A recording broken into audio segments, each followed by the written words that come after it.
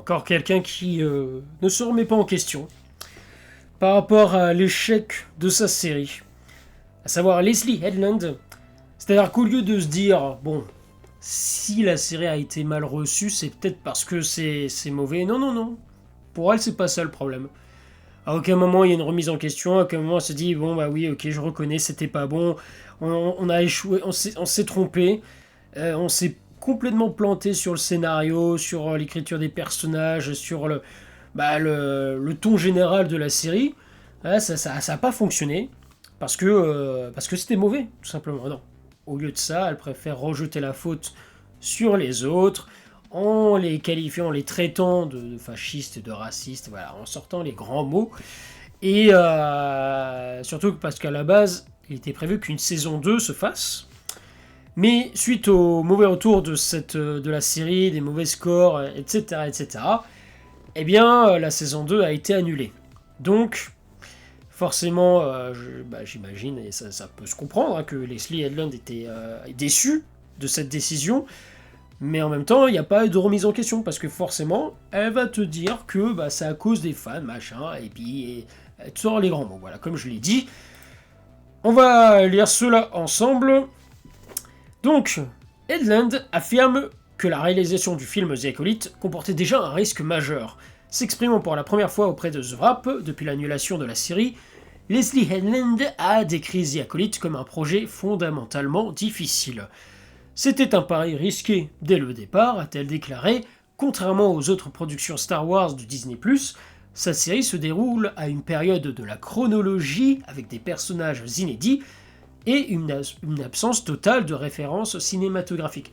Et c'est pour ça que moi, je me rappelle que quand il y a eu l'annonce de ce projet, j'étais plutôt curieux parce que c'est vrai que l'ère Skywalker, bon, parfois j'ai le sentiment qu'on a fait un petit peu le tour.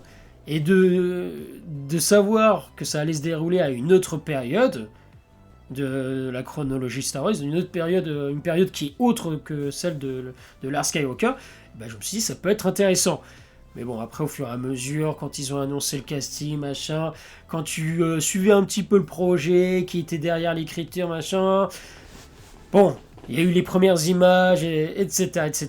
On a vu le résultat, c'était pas fameux. Bon, si on peut sauver quelques... Allez, il y avait quand même un point positif, éventuellement ou deux. C'était les combats au sabre laser, où là, je reconnais que c'était plutôt sympathique. Voilà, alors, au niveau des chorégraphies, tout ça, tu retrouvais un peu ce qu'on avait eu justement dans la prélogie. Donc ça, c'était plutôt sympa. Après le reste, voilà, les personnages étaient inintéressants, hormis Dune, là. J'ai pas le nom de l'acteur, celui qui joue dans Squid Game. Nous ne sommes pas des chevaux, nous sommes des êtres humains. Bref. Et donc, je sais plus le nom de l'acteur. Et puis, il y avait aussi l'antagoniste.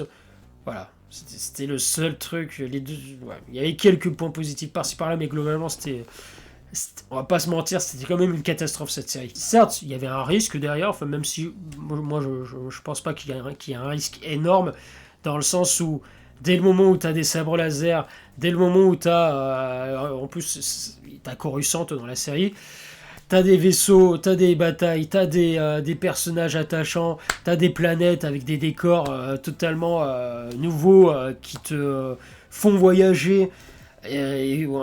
Une série d'aventures avec plein d'événements, plein d'intrigues, plein d'arcs narratifs, plein d'enjeux, des rebondissements, tout ce que tu veux, de l'émotion. Moi je signe. Peu importe si ça se passe durant l'ère Skywalker ou pas, moi je ne demande que ça. Donc de dire qu'il y avait un risque, je ne suis pas d'accord, mais dites-moi dans les commentaires, hein, peut-être que vous êtes d'accord avec ce qu'elle dit. Elle a souligné qu'il ne pouvait pas utiliser de Stormtrooper, ni s'appuyer sur les conflits politiques de la galaxie, et qu'il ne disposait d'aucun des langages visuels que Tony Gilroy avait si brillamment exploité dans Endor. Pour le coup, Endor c'était bien mieux que The Acolyte. C'est l'un des rares domaines où elle reconnaît ouvertement le risque créatif. Elle a même admis que toute critique créative de la série est parfaitement justifiée. Une déclaration qui contraste fortement avec plusieurs autres commentaires qu'elle a fait plus tard dans l'interview. Je suis fan de Star Wars, a réaffirmé Headland, ce qui signifie que, depuis le lancement de YouTube, j'ai toujours fait partie de la communauté des fans qui font des résumés, des critiques et qui célèbrent Star Wars. Il y en a que je respecte, en parlant des fans, et il y en a que je considère comme de véritables charlatans, de simples opportunistes, et puis bien sûr, il y a les fascistes et les racistes, c'est un large éventail de situations, il n'y a pas que l'un ou l'autre. Donc d'un côté, tu as la créatrice qui affirme que les critiques de sa série sont légitimes, mais plus tard, dans la même interview, elle qualifie certains des commentateurs les plus influents de YouTube de simples charlatans et de fascistes et racistes. Amandla Stenberg a tenu des propos similaires concernant l'hostilité dont elle fait l'objet et ses acteurs, et elle a aussi qualifié de racistes les très nombreux critiques de la série. Alors encore une fois, je suis pas en train de dire que ça n'existe pas, t'as forcément des fans hyper toxiques, on le sait bien. C'est pas que au sein de la communauté de Star Wars, mais t'as beaucoup de personnes qui profitent de la situation pour s'acharner pleinement sur les acteurs, et parfois, voilà, ils confondent les personnages et les acteurs qui les jouent. C'était la même chose avec l'actrice qui joue Rose dans Star Wars 8, et puis même Finn et tout. Il y a des gens qui déversent leur haine sur ces acteurs-là, ils profitent de l'occasion pour justement les insulter de tous les noms, et ça, pour le coup, c'est condamnable. Là où après c'est entre guillemets agaçant, c'est quand t'as des personnes qui, au lieu de se remettre en question et de dire oui la série était mauvaise, eh bien ils préfèrent rejeter la faute sur les autres. Et c'est là où ça peut être un petit peu trompeur, enfin quand tu vois le titre de l'article et que tu lis un peu plus en détail. Alors effectivement, d'un côté, elle te précise que toute critique créative de la série est parfaitement justifiée, mais ensuite, elle dénonce cette partie de la communauté des fans où justement, ils sont fascistes, racistes, etc. Et d'un autre côté, je peux pas totalement le contredire parce que c'est une vérité. Quand on voit l'acharnement qu'il y a eu sur certains acteurs ou actrices, alors qu'ils ne faisaient que jouer des personnages, même si parfois t'as des acteurs qui, sur les réseaux sociaux, acteurs ou actrices, qui publient et sont dans la provocation, t'as plus l'impression que ce sont des activistes un peu extrémistes et qui ne cherchent qu'à se faire entendre, à faire le buzz, et donc forcément ça fait réagir les gens, voilà. Mais parfois, tu as des gens qui font juste leur travail, qui ne font que jouer dans un film ou une série, et ils reçoivent des insultes, voire même des menaces. Et ça, c'est véridique. C'est quelque chose qui existe, malheureusement, et là, ça devient ridicule. Quand les gens n'arrivent plus à dissocier le personnage de l'acteur, et qui mélangent tout, ça devient absurde. Quoi qu'il en soit, ça n'enlève en rien le fait que la série est mauvaise. Quoi qu'il en soit, voilà. Ça il faut le dire. Et j'ai l'impression qu'en partie, la créatrice, là, Headland, là, Leslie Headland, elle semble plus ou moins reconnaître et accepter le fait que voilà, ça n'a pas fonctionné, ça n'a pas été renouvelé. Je crois qu'ils le disent un peu plus tard dans l'article. Voilà, elle n'est pas surprise par l'annulation de The Acolyte, mais juste choqué par la médiatisation de l'événement. C'est encore une fois, moi c'est toujours frustrant quand tu vois ce genre de projet ne pas fonctionner parce que c'est un univers qui a tellement de potentiel, et elle a beau te dire oui c'était risqué parce que c'était pas durant l'ère Skywalker, les gens ne connaissent pas donc ça allait pas forcément attirer le grand public, mais moi je suis désolé, mais moi, le jour où tu me proposes une série ou un film qui se déroule durant l'Ancienne République, un peu comme ce qu'on a eu dans le même style que les cinématiques de The Old Republic, si tu me proposes ça, malgré le fait que ça ne se déroule pas pendant l'ère Skywalker, le fait t'as des sabres laser, t'as des Jedi, t'as des Sith, t'as des planètes, plein de planètes, t'as des vaisseaux, t'as des batailles, tout ce que tu veux, tout ce qui fait le charme de Star Wars, tout ce qui représente Star Wars, mais moi je signe tout de suite. Moi, je ne demande que ça, avoir ce genre de film au cinéma. Parce que c'est vrai que moi, je suis pas très fan que Star Wars, ça soit sur petit écran. Moi, je suis plutôt pour que ça soit sur grand écran. Parce que pour moi, Star Wars, c'est un univers qui mérite d'être vu dans des bonnes conditions, en IMAX, tout ce que vous voulez, avec les haut-parleurs et grand écran, pour le côté grandiose et spectaculaire. Ça mérite d'être vu sur grand écran. Et moi, je ne demande que ça. Moi, franchement, vous me faites un film dans le même style que ce qu'on a eu avec les cinématiques de The Republic. Enfin, ça, c'est une cinématique parmi tant d'autres. Mais franchement, c'est extraordinaire, c'est génial. Moi, je vois ça, je signe tout de suite. Je signe tout de suite. Et bah non, à la place, on a eu des trucs comme The Book of Boba Fett, Obi-Wan Kenobi, Ahsoka. Voilà. Voilà. Pourtant, ça se passe durant l'ère Skywalker, hein. Mais moi, je vois ça. Regardez. Regardez. C'est tragique, il y a de l'émotion, c'est épique, c'est tout ce qu'on veut pour du Star Wars. Et malheureusement, sous l'ère Disney, bah, c'est très compliqué. Là, le prochain film, c'est The Mandalorian, là, le prochain film qu'on aura sur grand écran. Voilà, il y a...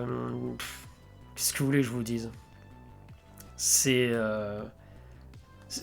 frustrant, en fait. C'est frustrant quand tu te dis que voilà, le seul film Star Wars qu'on aura prochainement, il y a Starfighters, pareil. Bon, ça j'attends de voir la première bande-annonce, mais personnellement, le film The Mandalorian et Grogu, là, il ne me tente pas plus que ça. Pourtant, j'avais bien aimé les 2 premières saisons, parce que la troisième saison, c'était un peu plus compliqué de The Mandalorian, mais j'avais bien aimé les 2 premières saisons de The Mandalorian. Il y avait des épisodes filler qui ne servaient à rien, donc, et qui n'étaient pas très intéressants, mais ça apportait une certaine fraîcheur dans l'univers Star Wars, surtout c'était pendant la post-logie Star Wars qui était très décevante. Donc voilà, The Mandalorian, c'était une petite nouveauté qui faisait plaisir, avec du bon fanservice, surtout dans la saison 2. C'était sympathique, c'était pas non plus incroyable, c'était un petit peu surcoté, je trouve, à l'époque. La 3e saison, c'était très compliqué. Et là, on a le film. Et je suis désolé, mais quand tu vois la bande-annonce du film, déjà, de 1, ça m'attire pas des masses, et de 2, t'as plus l'impression qu'on a affaire à une série, à une saison 4. Et pourtant, Jon Favreau, qui est donc derrière le projet de The Mandalorian, il a clarifié les choses en disant, bah non, il y a bien une saison 4 qui est prévue. Voilà, l'histoire est terminée, c'est détaché du film, c'est-à-dire que le film, moi je le voyais un peu comme la saison 4 du truc, mais non, la saison 4 est bien prévue. Donc le film, ça sera autre chose. Voilà. Mais moi, personnellement, je vous dis, les séries Star Wars, là, sur Disney+, ça va de moyen à catastrophe. La seule série qui s'en est sortie, c'est Endor, même si je trouve que c'est un petit peu surcoté. Il y a quand même pas mal de longueur, mais c'était bien écrit, globalement. Et il y avait un respect de l'univers Star Wars, et puis il y avait tout l'aspect politique qui était plutôt sympa, avec des trahisons, des personnages qui étaient vraiment bien écrits pour le coup. C'était bien ficelé et assez intelligent. J'avais bien aimé cette série, enfin les 2 saisons d'Endor, mais après les autres là, c'était... Même Ahsoka là, Ahsoka. Le seul truc qui était intéressant à Ahsoka, c'était Baylan, c'est comme ça qu'il s'appelle. C'était le seul personnage charismatique et qui avait un côté mystérieux, et c'est d'ailleurs dommage que l'acteur nous ait quittés. Qui sera remplacé par... j'ai pas le nom de l'acteur, mais c'est le limier de Game of Thrones. Mais voilà. Tout ça pour dire que Star Wars, malheureusement, pour le moment, on peut dire que c'est mort. C'est une licence qui est complètement morte à cause de Disney. Est-ce qu'un jour elle va ressusciter ? On avait un petit peu de l'espoir avec Endor et tout, mais bon, c'était passager, on va dire ça comme ça. J'attends de voir la première bande-annonce de Starfighters, mais bon, je sais pas pourquoi ils nous font pas un truc à la The Old Republic. Je ne comprends pas pourquoi. Mais bref, n'hésitez pas à me dire dans les commentaires ce que vous en pensez par rapport à ce dont nous avons parlé. Et à lâcher un petit pouce en l'air, à vous abonner pour soutenir la chaîne. Et puis moi, je vous dis à très bientôt pour de prochaines vidéos. Ciao tout le monde.